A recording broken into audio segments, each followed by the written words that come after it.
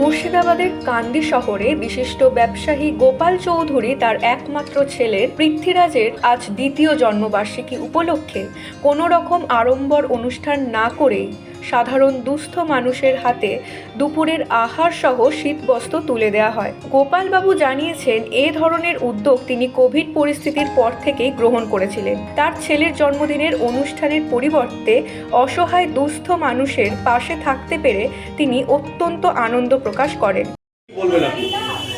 এই উদ্যোগকে নিশ্চয় সাধুবাদ দেবো, যে একটা অন্য জাঁকজমকপূর্ণ না করে সাধারণ একবারে আমাদের মাটির মানুষদের সঙ্গে কাছে যাওয়া এবং তাদেরকে যতটা সামর্থ্যের মধ্যে সাহায্য করা এবং আমাদের ছোট্ট পৃথ্বীরাজের মঙ্গল কামনার জন্য যা ওদের কাছে মঙ্গল কামনায় বা ওই আশীর্বাদ প্রার্থী আমরা আশা করবো যে ওদেরকে ছোট্ট পৃথ্বীরাজকে সবাই মিলে দুহাত তুলে আশীর্বাদ করুক।